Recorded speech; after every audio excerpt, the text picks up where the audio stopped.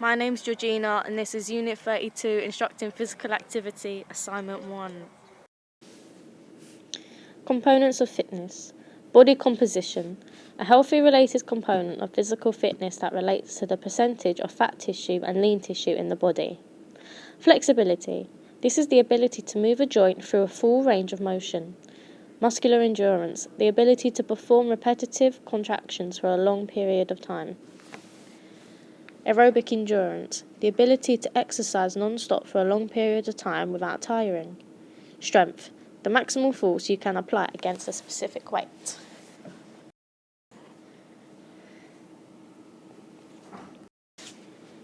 These are the physiological changes that happen in the body during exercise. 1. Hypertrophy. This is the enlargement of an organ or tissue from the increase in size of cells. Increased muscle tone. This is the continuous and the partial contraction of muscle. Decreased resting heart rate. This is when your heart is strong and is able to pump more blood. A strong heart needs to beat less times per minute than a weak heart that will have a high resting heart rate due to lack of fitness. Increased stroke volume. This is the amount of blood pumped by the left ventricle of the heart in one contraction. Then we have some lovely images. FIT principle. FIT stands for frequency, intensity, time, type. Frequency being how often you exercise, intensity how hard you exercise, time how long you exercise, type what kind of exercise you do. These all affect you when you exercise. For example, frequency. So if you're just new at training or new at doing an exercise, you're not going to go straight into exercising full-blown hours and hours. You're going to start gradually building your way up. Otherwise, you could seriously injure yourself. The same for intensity. If you're just starting out or you're not that fit, you don't want to start pushing yourself too hard and pushing yourself beyond your own limits and injuring yourself. Time, this depends on your body, or if you have, for example, breathing problems or something. You're not going to be exercising non-stop for a long period of time, because again, you'll just end up damaging your body. Type, this is what exercise you do. You don't want to rush into, so for example, I'm not going to rush straight into lifting heavy weights. I'd start off with smaller weights because I'm not that strong. And again, if you did do this, you'd end up injuring yourself. What is PARQ? PARQ is a physical activity readiness questionnaire. This is a self-screening tool to help you decide if you are ready to exercise safely. This is because some people push beyond their own limit and end up injuring themselves.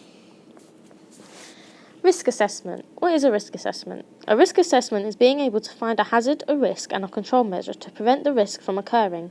This is important to carry out a risk assessment for your own safety, so you know the hazard and risks of the exercise you are about to perform. By putting the control measure in place to help prevent injury,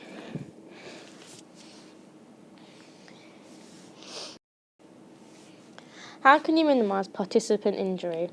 Well, this links back again to risk assessment. That helps you minimise the risk of injury as you're putting them control measures in place, but also filling out a medical questionnaire and lifestyle form. This will help when it comes to planning an exercise program to make sure you don't push beyond your limits or doing the wrong exercise for you. Check the training environment. This is to make sure the environment matches the sport/exercise you'll be doing. Ensure the trainer is appropriately qualified. If you have a trainer that was not qualified and had no clue what they was doing, then you'll end up getting injured. This is because they would not know what control measures to put in place for your safety, or if they're training you beyond your limits.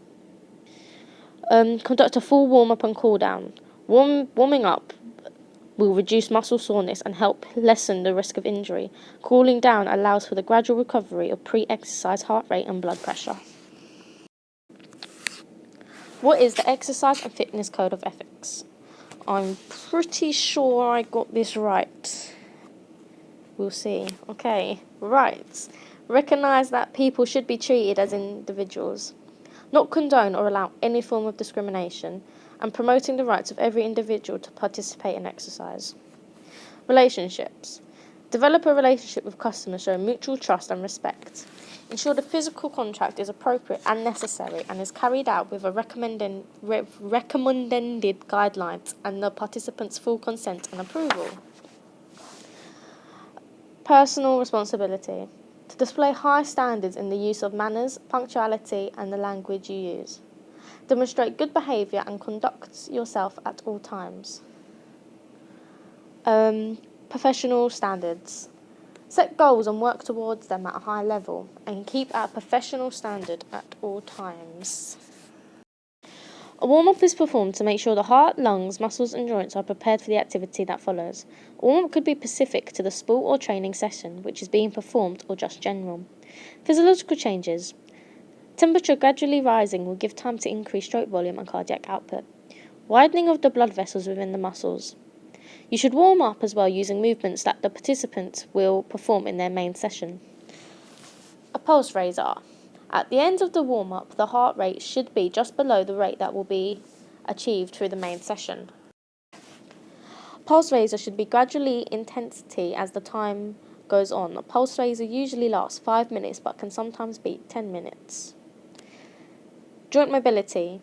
Joint mobility is used to enable the joints to become lubricated by releasing more synovial fluid and then warming it up. The joints that need to be mobilised are shoulders, elbows, spine, hips, knees and ankles. You can use some pulse raiser activities to also mobilise joints. For example, rowing will raise the pulse and mobilise all the joints.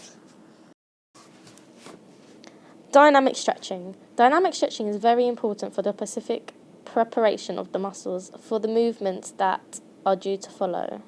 The benefits of dynamic stretching are keep the HR raised, stretches muscles through range of movement they will use, and activates the nervous system. To perform dynamic stretches, you need to copy the movements in the session you will perform. Movements are repeated. Low battery. Okay. Are repeated in a steady and controlled fashion. Performing a set of 10 reps, you slowly speed up the movement as the set progresses.